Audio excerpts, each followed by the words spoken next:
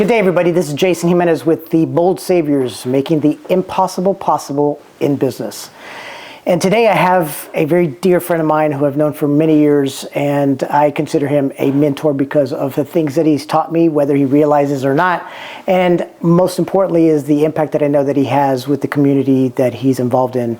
And he is an inspiration to many. He's an author, he's a success as a father, as an entrepreneur, as a family man, and he's someone I definitely want to share with you his journey on the Bold Saviors. So, Chris, I appreciate you being here. It means the world to me. Thank you for being here.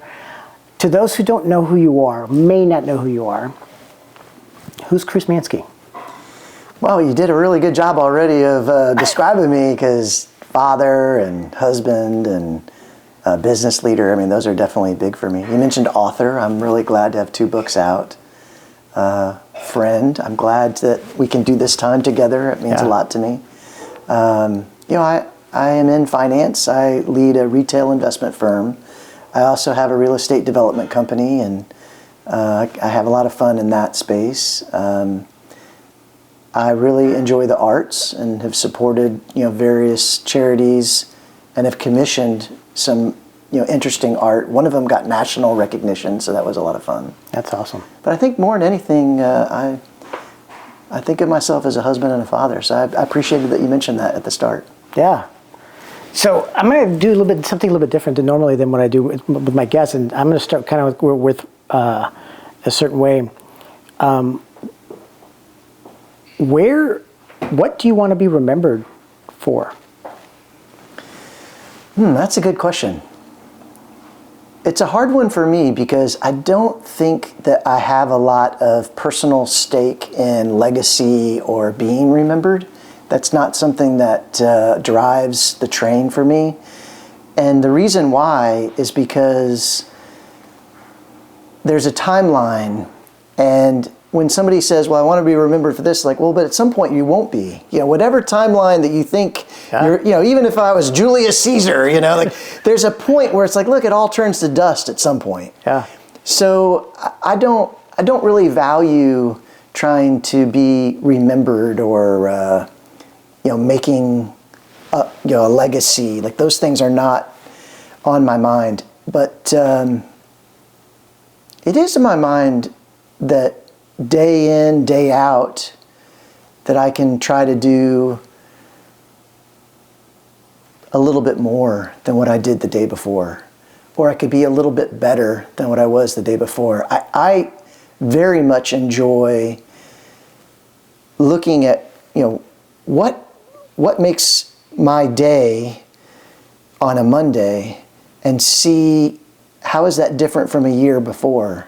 How is that going to be different next Monday? And if I can move that needle, at this point, sometimes it feels like it's really a minute move. Yeah. But if I can move that needle, it means a lot to me. And that drives a train. Have you always been that way? When did that be the, if you will, the nucleus? Because that's very deep. It's very intentional. Well, I think that in my early 30s, I made a point of doing some specific reading that started me considering this. Definitely in my 20s, it was like, well, how am I going to be remembered? Like, I know that there is a point of like, well, I want to build something and I want to have my name in lights or something like that. Yeah. But there's a list of books that just started moving me away from those thoughts. But what really did it is I attended a presentation in downtown Houston that was put on by one of the larger temples. And I can't remember the woman's name who was the presenter, but she was Anne Frank's relative. And I can't remember now what the connection was, but she spoke about her relative, Anne Frank. Yeah. And a lot of what she said was very directly connected to what matters is not, how you're convincing the people around you to feel or how you're convincing the people around you to remember you. That what matters is comparing your thoughts and your deeds and your days to the code that's right for you. Yeah. And I think we all have, a different code, and sometimes we can speak the same language, like maybe there's a religious language that defines that, or there's a moral language that defines that. But when you know yourself and what's right for you, it sure does help to inform what the next step is you're supposed to take. And so, I don't know, maybe if someone's going to remember something about me, maybe it would be that I'm really focused on knowing who I am and what I'm about. I really think that's valuable for me. Yeah, I get that. No, I totally get that. And I think most people will always go through that. I think in every shape or form, and yours hit at 30, it's 20, 30 in that range. And I'm sure people go through that a lot and try to find themselves. Do you feel like life experiences from before that time led you up to that? Or was Possibly, yeah. Because your background came from the military. Yes. You have an element there. Did you always want to be in financial services? No, in fact, it was sort of a fluke that in my late 20s I got into financial services, but it took about 3 weeks at Merrill Lynch in Houston, and I came home and told my girlfriend, now wife of almost 25 years, but told my girlfriend, this is what's right for me. I didn't even know that this career existed. Yeah. And I am so lucky that I found this. And now it's, almost 3 decades later, and there's no difference. If anything, I'm a lot more energized than I was back then because I understand the field better, and I would like to see changes in the field. Like I really want to, get Wall Street to do better for their customers. Sure. I think there's a lot of low-hanging fruit, so many easy things to do that it's truly better. It's not an opinion. It's just truly, absolutely, clearly better. So why don't we do that? Why don't we do that across the board? What's stopping it from happening? Well, there's inertia. I mean, it's a big, huge machine. It's a very complex environment, lots of regulations. But in some cases, I also think it's not just that boogeyman of inertia and it's hard to make change. It's also bad things like greed. Sure. If I'm making a lot of money doing it the way it is now, and I am for sure going to make less money doing it in the improved way, well, why would I do that? Yeah. And the only way to make that happen, I think, is if there's good education for the customers. And if the clients can let it be known, you can't do that to me.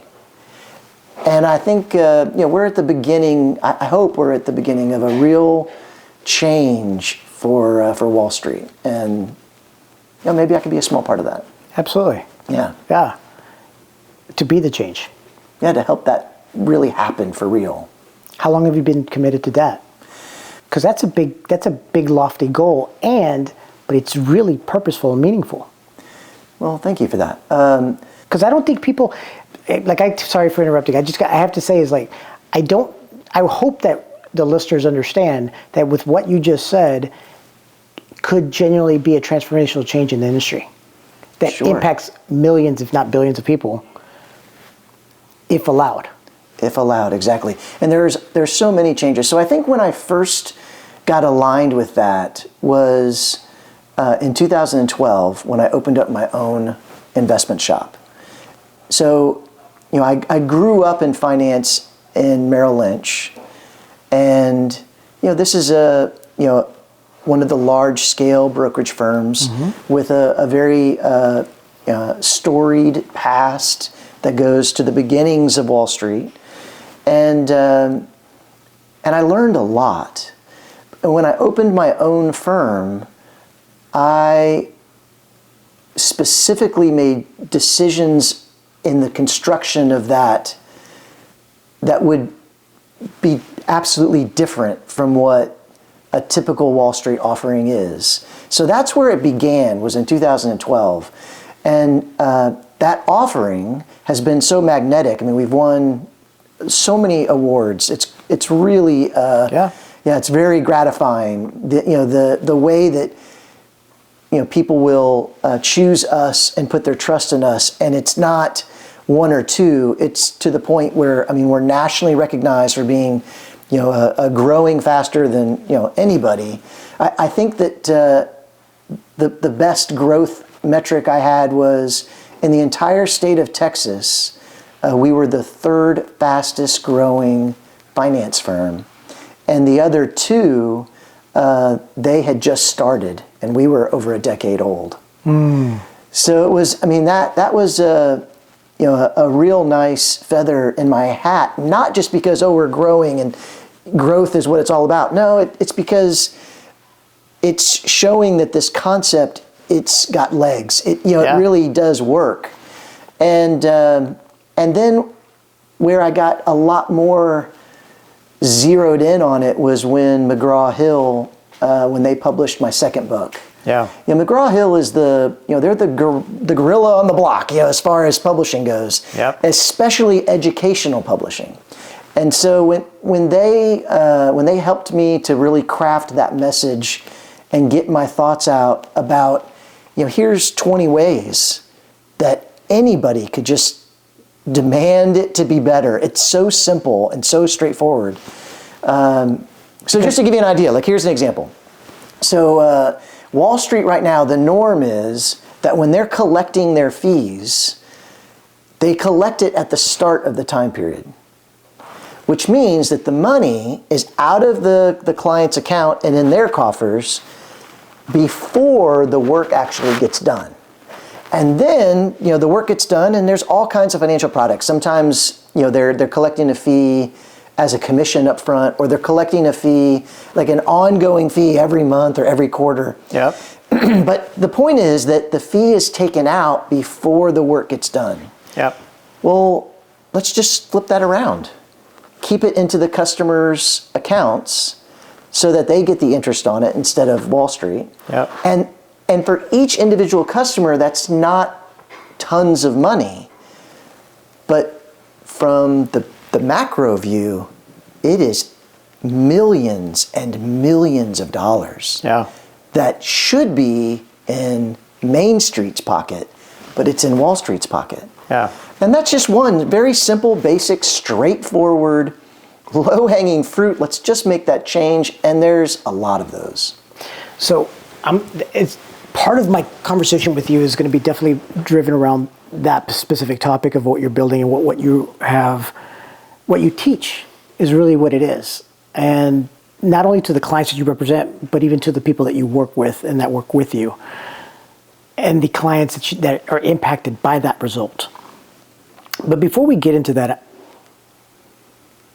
you have a level of discipline and a level of structure that you have put in place that I really want to understand. And I remember the first time when you accepted me for a time that you and I were just going to chit chat. I said I want to meet you, and I want to meet you at your office, and I want to just ask you questions. And we sat in a conference room. I forget, it was one of the people in your office building, and it was the first time when you actually, I think, shared with me about the Dunbar theory, which I have completely embraced. And it's a foundational piece of Lanny B. Wells' spiderweb effect, which I will tell you that has made significant impact in a lot of people in the way that they view the people in their life, which we'll get to in a little while. And I attribute always you because of what you have gifted me in just that viewpoint of how to view people. And you even, interesting enough, you even said it before we started filming to Nadir about I have the circle. Yeah. And it's very present to you, whether you now know it or realize it, it's very present. Right. Most people don't do that. They just go. So we'll talk about that in a minute. What I really want to understand, how did you get into the military? Why did you choose to go to the military? And I think you went through West Point. Yes. Talk to me a little bit about that, because The reason behind that is the man who sits in front of me today didn't just show up. There were things in your life that have shaped you in deciding that's the way. Happy to talk about it. And real fast, one of the things that has defined you in my eyes is your generosity. You're so generous, and thank you for mentioning my name when I think it's fair to say that you're the one that's making all this happen, and to say that you're attributing it to something that I had said, it's very generous of you. Thank you for that. It's the truth. Well, thank you. But thank you. Yeah. So you were asking about how I got into the military. Well, it's not a real inspiring story, but it is an honest one. Yeah. And I was 17 years old and, applying to different colleges. And I had a couple colleges to pick from. And the one that seemed the most exciting, and it seemed like the girls around me were the most excited by it, was West Point. And it happens to also be that my best friend, his name was Roman. He got accepted at the Air Force Academy. And we were just thick as thieves. This was my best friend through high school, did everything together. So he's going to the Air Force Academy to do wrestling and judo. And I'm going to the United States Military Academy to do boxing. And it was clear this was the right thing to do, but not for any reasons that anybody would care about. And sadly, he crashed in a plane accident.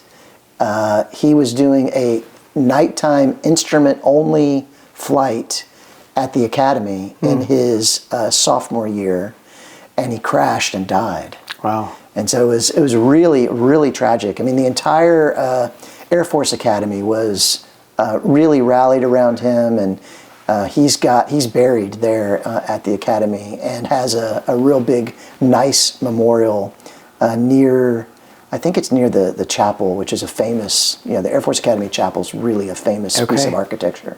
So it's nice that they've done such a good job of remembering him, but sure was sad for me to lose someone that was so important to me. No kidding. But so that's how I got in. You go into the academy and you have to do your time. And so I did. I went into the military age 21 and was in until 26, 27. What branch? Army. Army, okay. Yeah. And I met the woman that I'm married to. Her name is Jessica. I met her at my last duty station. And before I'd met her, my idea was I'll just be a hard-charging, soldier until I am old enough to retire, and then I'd retire and maybe settle down. Yeah. But fell in love with Jessica, realized that was the case, and so I resigned my commission as a captain in the Army and followed her to Texas. I had never been to Texas before, and started looking for a job. No kidding. Yeah. What would you say? Because I don't know if I ever told you, I was about a week away from going to the Marines. And then no, I didn't know that. The recruiter ruined it for me, to say the least. Whole different story. Part of my reasoning of wanting to go outside of representing my country was because I was searching for discipline. I wanted to master it. Me knowing you, one of the things that I have always admired is your ability for discipline. And you can name it, and it just seems like, and it feels like, and the results, I think, respond to the discipline that you've had in the different areas of your life. For me, I think that I equate military to that because they talk about it all the time. In your experience and what you've gone through, what were some of the things that you walked away from that you still use today because of that experience? Well, one thing that comes to mind is I learned a lot about commander's intent. You need to clearly describe what is the aim, what is the target, what do you intend to happen, what is success, how do you define success? Because if you don't clearly describe that, they don't know. Yeah. And there was a lot of opportunities for me to practice and learn that And I think still today, I benefit from that on a regular basis, when I'm talking with people about the future. And whether that's as an investor helping a client that they want to achieve something in their in the future, and the money needs to tie to that. That conversation is truly really similar to reporting to the commander, and I say to the commander, okay, what hill do you want to take?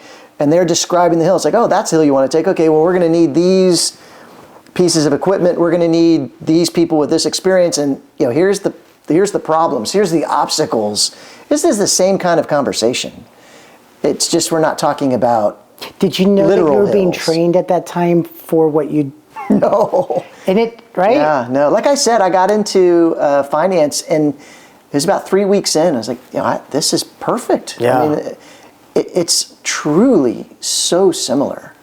So, building a business, Manske Wealth Management, wasn't just built around a concept, an idea, and around Chris. It was about Chris being able to build a community around you that believed in your purpose of what you wanted to deliver to the clients you serve. One question I always love to ask is, what problem and issue do you solve for the clients that you serve?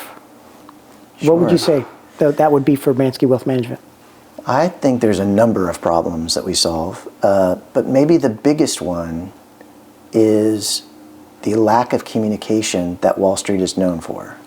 So this is not my opinion. There's a lot of surveys that the industry has done. They've paid for consultants to come in and find out what is it that the end user, what is it that they're most unhappy about, or that they deal with in a negative way most often. And it is unequivocally that they haven't heard from their advisor. I haven't heard from my advisor. It's been 3 months. I don't know. It's been a year. Or I get a newsletter and I get a monthly statement and I get a birthday card, but I haven't heard from the advisor. This is the biggest complaint, and we solve that. Everything is built around every client every month. Yeah. Yeah. I love that. Yeah. How do you get that to get cascaded through the people that work with you? I know you have to embrace it, right? Because it's not one of those things that they have an option. Right. And it's also new for someone walking in to say, this is the way it is. Yeah, that's true. So how have you found for you, because this is something else that I took away from you from years ago, was there's not a person, at least from my eyes, that works with you that doesn't know where they walk in, but they also know exactly where they can be at and the path that it takes to get there. The cadence of communication, their delivery, the belief in every month, every client. How did you structure that? Why is that so important to you? And why not a different way? Yeah. Well, why is it important to me is a wonderful question. Thank you for asking. It's important to me because that is one of the main pillars of Wall Street that is missing. It's truly missing. And I've written about it, I've talked about it, and I hope someday that the industry is going to change. So let me describe that a little bit further. Most Wall Street firms, they don't have a written customer service standard. There's no standard. What they do have is they have let's support the advisors. So advisor A, maybe they're calling every client on a quarterly basis. And advisor B, maybe they send out an email once a quarter to their clients. And advisor C just sends birthday cards. Mm-hmm. And everything in between. Okay, well, at the start of this description, this doesn't sound so bad. But if you flip it around and stop thinking about the advisor and start thinking about the client, what happens in real life is that their advisor makes a change. Maybe they go to another firm. Maybe they retire. And now they get a new advisor at that same firm, same accounts, same investments, everything's the same. They just have a different person who's responsible to talk to them, and the service is radically different. Yeah. But they don't know that. The customer doesn't figure that out until they're like, wait a minute, Paul used to call me every quarter, and it's been like 6 months. I haven't even heard from Frank. Yeah. And then they're upset. Well, it's because there's no customer service standard. Well, okay, then let's take that to the next step. Maybe the advisor doesn't change, but the business changes. So Paul is doing really well, and Paul now, he used to have 100 clients, but now he's 150 clients. That's a major difference. So Paul's like, you know what, in order for me to handle this change, I'm going to do service a little differently. I'm going to service my bottom part of my business this way, and the middle part this way, and the top part this way. Well, the problem is that some of those clients, they used to be at the top. Now they're in the middle. Nobody asked them, they didn't, and they're just, wait, what happened? How come I'm not hearing from you the way I used to? Yeah. It drives clients bananas. It's not right. Yeah. There should be a customer service standard. Yeah. The client should be able to call up and say, I want to talk to your boss, and say to the manager of that office, hey, your guy hasn't talked to me in 3 months. And have that boss say, that is not acceptable. We're going to take care of it. But as it is right now, that does not exist. It's just not possible. There's no way to hold them accountable. And I'm going to say the word society doesn't necessarily know that there is a difference. Do you? Do you agree with that? Like they don't, unless they hear this and they see this or they experience it. Education is required. Yeah. If the client could know, look, I just signed all these papers, I hired a financial advisor, and it seems weird that nowhere in there is there a written, clear commitment to the service. How is that possible?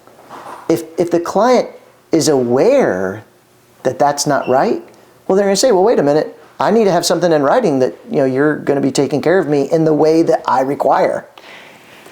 So, is that how you also train? You mean as far as training the customers or the people that work with me? The people that work with you. Yeah, I mean, everything in our office is organized around every client every month. So every requirement, every report, all of our tracking, it is the foundational concept of what makes us tick as far as the service side goes. I asked the question because I think that it's very easy to say every day or every client every month without actually giving it context.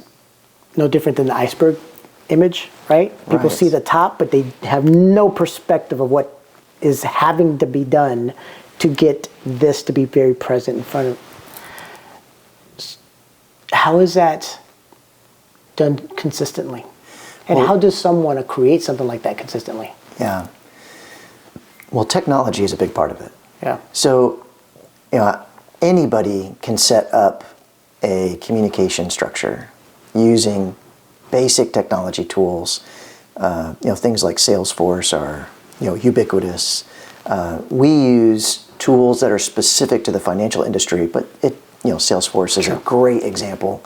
And you just create your tasks, and it becomes super clear in even the most basic dashboard. Oh, look, we're halfway through the month, and there's 4 clients that haven't been contacted. It's very obvious. Yeah. So from that standpoint, technology makes that iceberg underneath pretty straightforward.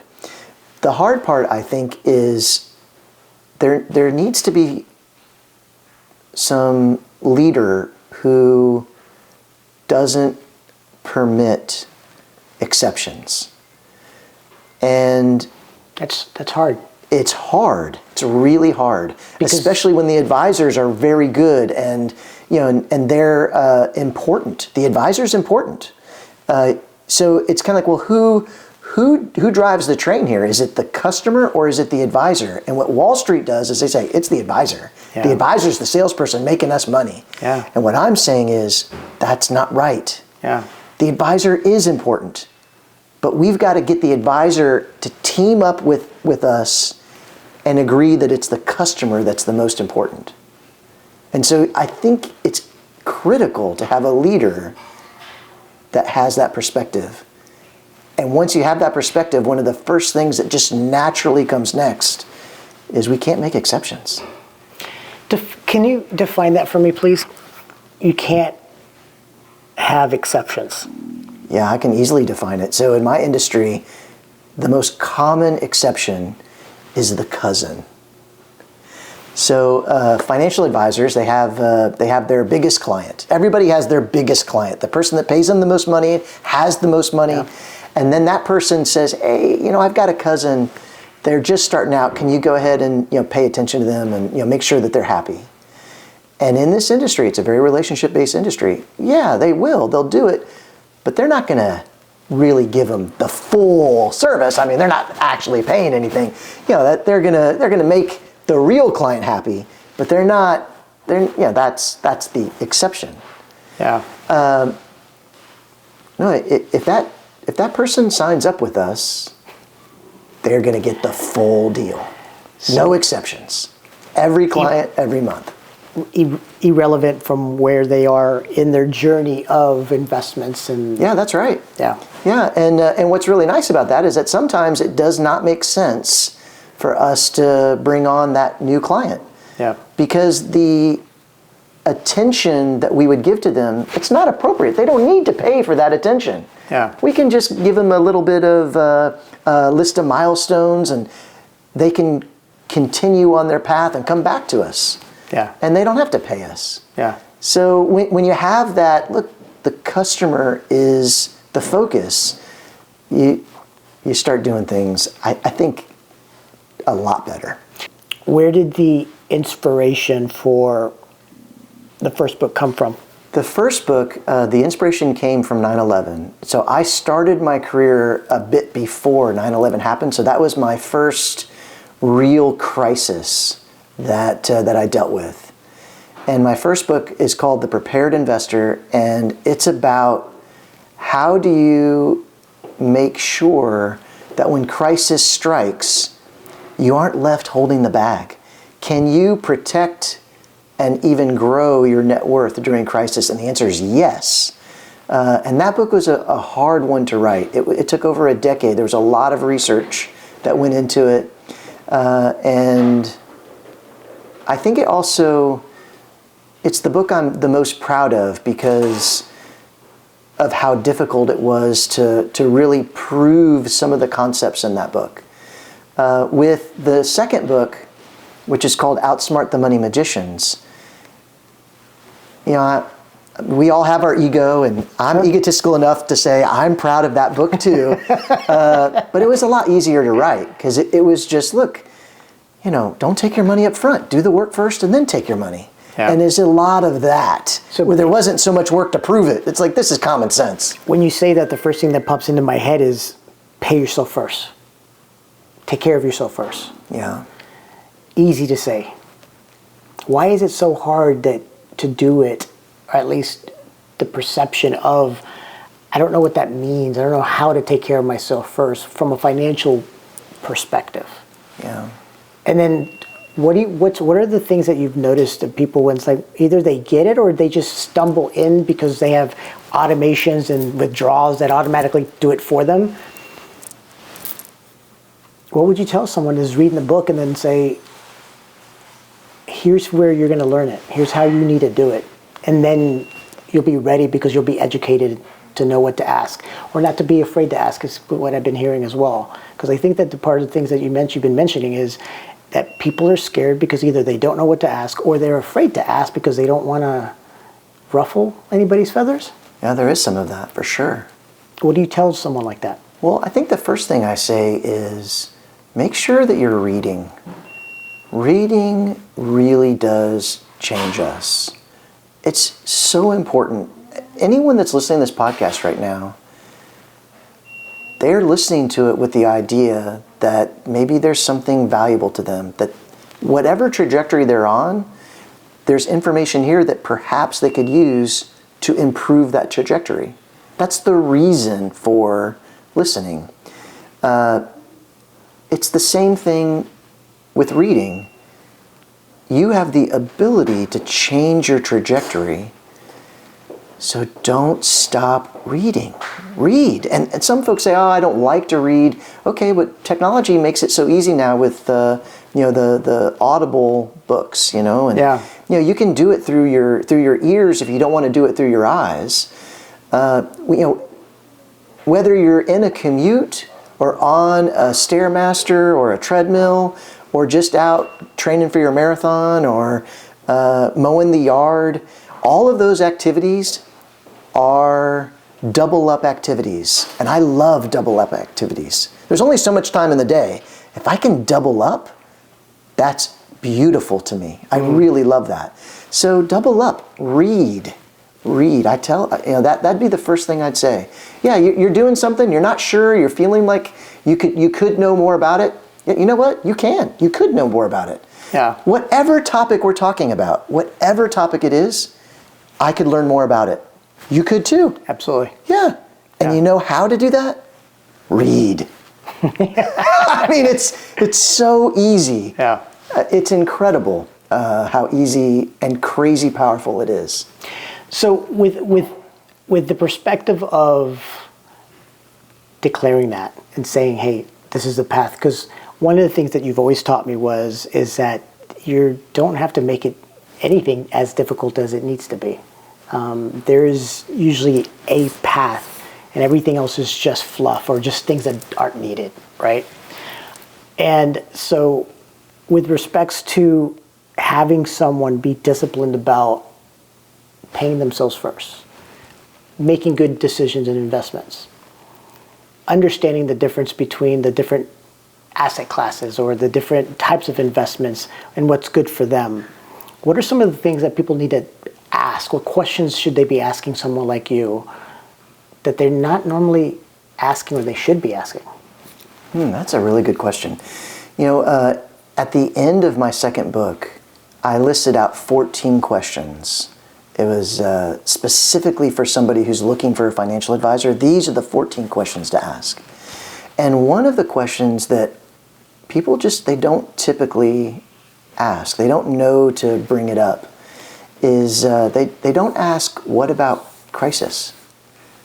So what happens if someone in my family dies? What happens if, usually crisis, when I said that word, I bet a lot of your listeners thought, oh, like if the market goes down. Yeah. But no, I'm talking about a crisis Yeah. in your life. Yeah. And they often don't ask about that. And I think it's worthwhile to bring it up. And Is that from the firm's perspective or from the advisor perspective or just in general? it's from the client perspective. It's good for the client. I'm fired already. No exceptions, remember. Yeah, the whole idea is let's inform them and empower them. Yeah. And that question does that. Yeah. Because they get to hear the advisor say, oh, someone died in your family? Well, I would send flowers and I would attend the funeral. And if you need something, you can count on me. Yeah. And then they would go to a different advisor, like somebody at my office, and they'd say, what happens if someone died? And they would hear, well, we would want to make sure that all of your accounts are available to you. We'd make sure that your bills are covered in case some accounts got locked up. Yeah. We'd help you to collect insurance. Like, you can see the difference. Yeah. One person is saying, I'm your buddy. I'm going to send flowers. Yeah. And the other person is saying, I'm your professional advisor. Yeah. And there's real work to be done Yeah. so that that crisis can be mitigated. Yeah. It's a big difference. Huge. And all they have to do is ask. You just spoke into literally why I decided to go into the insurance industry. Oh, really? My father at the age of 20 said, tomorrow I want you. So I started working with him when I was 15, right? So I was just Right. paper pushing, wasn't getting fired, whatnot. Dad slowly realized that I really liked it and helped him put some structures in process, and I could talk to a wall so I could sell. And at the age of 20, he says, tomorrow I need you to be in a suit and tie. I'm going to pick you up at 9 o'clock and then we're going to go to the appointment. I'm like, okay. So I get in the car and he says, I said, so what are we doing? He goes, well, today I just need you to just listen. I need you to not say anything and I just need you to watch. I was like, okay. I took it as shut up, listen, and learn. We get to a home. And as soon as we walk in our home, walk to the door, he knocks on the door. A woman took one step and then threw himself at him, hugged him, it was a deep hug. And I was a smartass at the time, and I said, Dad, if this is your way of saying that we have another family, it's not cool. So as he's getting hugged, and he's looking at me with his face turning red, he goes, shut up, listen, and learn. And we walk in the house. Now, mind you, walking into the house, I looked at my dad and I said, I looked at my dad as a insurance guy that you would see down Groundhog's Day, like just the salesman. I saw him as a business owner, and I saw him as someone that you had to be in order to buy a product from. Walking out of that house, almost 2 hours later, my life changed. Because he was walking in there, because the moment she sat down, she started crying. And she started crying because her husband passed away 2 weeks later. My dad, it was delivering a life insurance benefit check for $150,000, about $50,000. But he didn't just give it to her and says, my condolences and I'm sorry for your loss. He sat there and he actually gave time in educating this woman on how to utilize the money or giving her options. Not saying you have to do it this way, but in her circumstance, it was the perspective of understanding, I'm sorry for your loss. And I don't know what you don't know. And in the conversation, she had never paid a bill. She didn't know how to pay her mortgage. She didn't know about taxes. She raised kids, and she was there to provide for the family. Her life changed dramatically. Watching him go over, here are options you should consider. These are things that you really need to do. These are the things you should consider, but here's a way you can still grieve and still give your kids the things that they need, even with the 150. But you're going to have to get a job and putting some real reality conversations. Walking out of that home made me realize that it gave me the answers to, for me, what was important. Something that was of my own that no one could take away. I didn't have to own 100% of it, but it was a piece of me. It gave me the ability to make my unlimited income, that I was going to be the only limitations. And in sales is, at the end of the day, that limitless possibility. And then the last one, which is being there for another human being when it really mattered. Sure. Save the best for last. Oh my God. That's when I defined it. Said, this is what I want to do for the rest of my life. And I share that with you because your story and with what you just shared, putting the client first, it resonated with me so much that it just brought up that memory of my dad. Yeah. Because it is what matters. It's not the ability, it's the ability of knowing that you never know what that next phone call is going to be. It could be someone passing away. It could be someone had a car accident. It could be whatever. And then I'll just bring it back. It's not about me. Yeah. It's about the person speaking. Yeah. Right? We're so selfish as society. We're so caught up in with what I need. And it's no different than I work hard at this. Like, I'm trying to win an award for like best husband of the year type of thing. And How close are you to winning? I got an 80 to 88 so far. Sounds I'm good. trying to get a 90. Yeah. And so, we joke about it all the time with Jessica. And I tell her, it's like, look, if it's the one thing that resonates with what we're talking about right now, it is the ability to know that if I put you first, and if you put me first, what problems would we have? What if the way we work and the way we treat our employees and the way we treat the people that work with us, the way that we serve the people that we are clients in that manner, that we put them first, so that it doesn't matter if they put me first. It's the fact that I know that I can sleep at night knowing that I did what was right. Because no one else will, and nobody else has. How things would be different. And everything you've mentioned since I've known you and what you've talked about today is all around that. It doesn't matter. Yeah. So, kudos. Well, thanks, man. That's really, really cool. Yeah, I appreciate you sharing your story about your dad, too.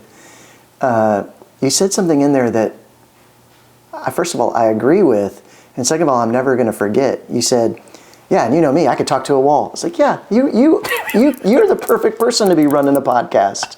You have that gift of getting people to open up. I mean, I'm a little bit of an introvert, and I sit with you, and I feel like you just pull it out of me. And thank you for that. I appreciate that. Yeah. Because it's not about me. It's about you. Yeah. And it's a foundational piece. And I think that the one thing that I have learned through my experiences and my moments of life that people have come to my life is there's different elements, right? So, and it's interesting because it's the next topic I was going to talk about was about the Dunbar theory, right? Oh, okay. About where that came about and how it came about. But the one thing about the Dunbar theory that when you shared it with me and then I did the research on it and I started looking into it was that the one part that was always missing for almost anybody who would be willing to consider it as a possibility was the lack of asking why. No one would care. They take it at face value, and the ability to ask why to figure out, well, why is that important to you? Or, and then when they answer that, it's like, well, where did that come from? Right. Like you really could get layers, and so part of my teaching within the community of LBW and even through the IMD and everything is just getting to be curious, but not coming from a perspective of like, because I'm trying to sell you something. It's because I really need to understand what is driving this so that I'm able to make a better decision for you. Right. Period. There's nothing else to it. Everything else is really unauthentic and lack of integrity to the client. Yeah, and I think sometimes you probably are met with cynicism or someone's like, well, why are you asking? You know, and it's like, Totally. calm down. Like, I'm not out to hurt you. Totally. But we need to have a deep conversation in order to get you the best results. Totally. Yeah. My experience has taught me that it starts with me, meaning that the vulnerability starts with me. So the moment you know that I have opened up to you, then you naturally, psychologically, will open up to me. It's when you feel that I'm not coming from a genuine place, from a place of goodness, when there is doubt, or I leave the space for doubt, unclear. Yeah. Yeah, then you'll get the reverse scenario. Now, I will tell you, I have had, and you practice this a lot because I know I can tell. Like it's like that, you get it, you understand that, right? Teaching that to people that work with us sometimes can be challenging. Sometimes it just takes it. I have this saying is like, it's not until they see it for themselves will they actually learn. Right. Or will they change is really what I say. But they either have to see it because you are the teacher, or they have to experience it because they were willing to go through the path. And through that, the Dunbar theory has, when you shared it with me, because you told me how you broke it down from there's these group of people that mean this to me, and then these group of people that fit in this box, and then these fit into this box, right? And I won't go into details about what you told me, but at the end of the day, that was how you defined it. And for me, in what I teach in the spiderweb effect, is the foundation that if you take your mom, your dad, your brothers and sisters, your immediate children out of the picture, who is your number one? Like, who's genuinely your number one person, and who comes to mind? And then I apply the why theory to get people to really connect and understand and to declare, here is why he or she is my number one. And then you do that for 2, and then you do that for 3. And then I ask them to choose, give me your top 12. And I'll bet that's very hard for a lot of people. it can. Yeah. When you, especially, so here's what I found. The immediate answer I get, I don't think I have 20 people in my life. And the reality is they do. Yeah, they have to. Yeah. Unless they have to. No, it's Yeah. It's like, It's how it works. but you see, even as you process that, Yeah. like you even know, it's like, no, of course I know 150 people. I may not talk to them all the time. Right. I may not have interactions with them by email or social media, but they are doing it with me. Yeah. I choose not to respond. Yeah. Right? So the reality is that we do have so many people in our lives. The question is that we don't take the time, or we haven't taken the time to protect us or to look out for our interests, which is how you've gifted me with looking into this, was defining that the person who is number 1 today could be number 149 tomorrow. Because the person that's number 30, because of who, what, when, you name everything that's going on in their lives, happens to be put into yours at the moment when you needed it. And they become number 2, or whatever the number is. Yeah. And that's a fluid number. When things aren't working, look at the Dunbar theory. When the things are working, look at the Dunbar theory. And it has changed my life. And it's the gift that I keep giving, and it's you who gave it to me. And it's if you, when you talk to people that are in the community, including even Adair that you met earlier, when you come across them, ask them how it's impacted them. I would love to get you to understand the impact that you've made on them because of the gift that you gave to me. Oh, wow. Yeah, I will. Yeah. So where'd you learn it? How did that come about? I hope I'm saying this right. I think the first time I saw it was reading a book by Malcolm Gladwell. I think it was a Gladwell book, and he was talking about 150 being like a physiological max, that you're only hardwired to be able to handle so much emotion. Yeah. And I might be wrong about that, but I think that's where the first time I saw it. Do you still apply it today? And how have you changed it? Well, one thing that I know I've changed, because I've worked really hard to change it, is by increasing it. Okay. And, I think it's a muscle like any other muscle. Yeah. And also, technology can help a lot. Absolutely. It really can make a difference. So, if I go out on the road and I run, and I keep running, and each day I get stronger and stronger, I can run farther and farther and farther. But as soon as I step on the treadmill, I can run even farther because it's easier. It's not as hard on your muscles, and the treadmill's doing a little bit of the work. It's technology. So it's the exact same thing, I think, with our network, is that you can get out there and you can talk to people, and you can have interactions, and you can be disciplined about making sure that you do the outreach and that you have a back and forth that is genuine and real and meaningful and fulfilling. And the more you do that, the easier it gets, just like if you're running on the road. And then you're at 150, like truly have 150 people that you know and like, and there's a meaningful exchange of value. Yeah. And then you add in technology, and you can push that number. Everyone will be different, and I don't know that everyone's idea of a meaningful relationship is the same. Sure. But for me, I've been glad to see that number get bigger. I think that community has been a real nice piece of my path. That it makes me happy to have community. Yeah.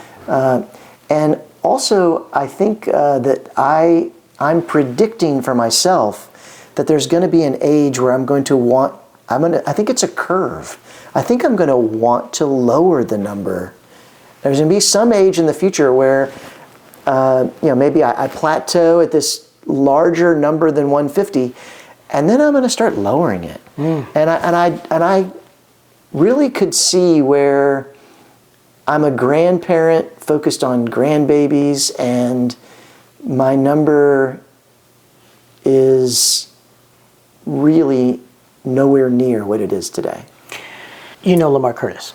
I do, yeah. Right. So he has a piece of land that is right across from my ranch. Oh, cool. And I was there. He was at his ranch while we were together this weekend, and we talked about the perspective of that around 40-ish, somewhere in that range, that we get from there to 55, 60. We probably get the most done in our whole entire life because we have just focused. Yeah. What's that for you now? Like, where are you in that perspective of your professional and even on your personal perspective of like, because you mentioned it just now, right? So like you've expanded, totally get that. Yeah. But you're also questioning it even as you're expanding it, right? Which is then is really doing this, right? So Right. what does that look like for you? Well, before I dive into that real fast, you mentioned that one of your closest friends has some land right across the street from you. Yeah. This, I feel like, is super powerful. And there's a network out there that I've just started to plug into, and it's LNF. Have you heard of this? No. I believe that it stands for Live Near Friends. And it's an app and community that supports the app. Yeah. And so what you can do is you can say, this is what I'm looking for. I'm looking for a 2-bedroom, 2-bath, blah, blah, blah. Okay. And then you can say, and here's all the people that I care about. And so now it helps all these people to all make sure that you're in the same building, or to make sure you're on the same block. Or they'll recommend real estate specifically that works for getting your friends. So it's a duplex, a triplex or whatever. And, Yep. I think it's a step in the right direction as far as fulfillment goes. Huh. I'll have to look into that. Yeah, it could be valuable. I feel like there's some crossover with the whole spiderweb effect, and who matters in my life, and geography plays a big part 100%. in your interactions. Yeah. Yeah. So anyway, I think you were asking me about, from an MWM perspective and then from a personal perspective, about focus. Yeah. And I feel like the number of relationships that I have, that is not equal to or the same as my work output and the things that the projects that I'm putting interest in. So I could have a whole lot of people that I'm interacting with, and maybe just have one project. Or I could have just a small number of people I'm interacting with, and I can have a whole lot of different projects. Yeah. So I really see them as two very different things. Focus on, like you'd said, like from age 40 to 50, you're getting so much done.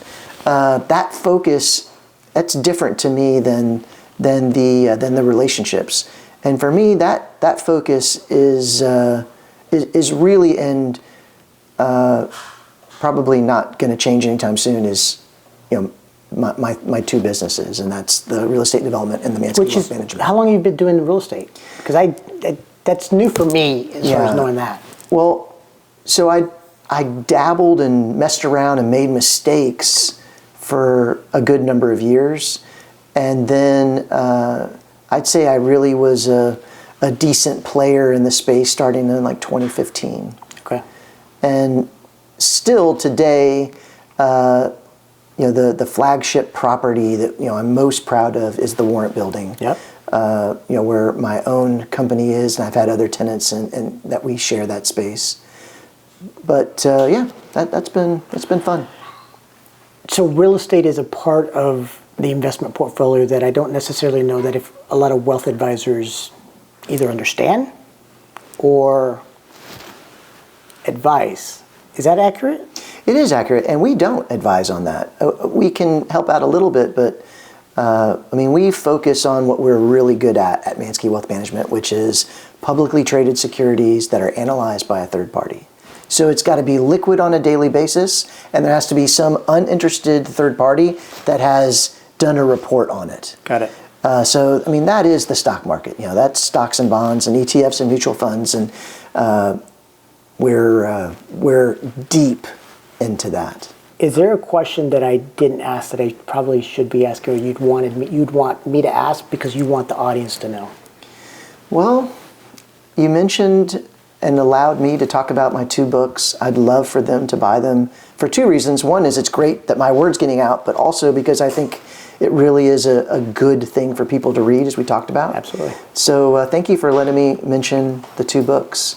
But otherwise, my full intention for being a part of this conversation was to follow your lead and to see if I could offer you some value and maybe finally just to say thank you for helping me to have a good reputation in town, because I know that you're speaking well of my team and it means a lot to me. Yeah, and rightly so, because you have developed a group of individuals that I will tell you willingly are a reflection of you in the way they communicate, in the actions that they take, in the impact that they have with the clients that I know that are clients of yours. There's a consistency there that, from an entrepreneur perspective, in the eyes of entrepreneur, it's very admirable. And it's one of those that I think that if people would apply its methodology and a process and discipline of having the non-exceptionals. Well, you know your way around a business, so that compliment means a lot to me. Thank you. So thank you for being with me today. Absolutely. Yeah. Thanks.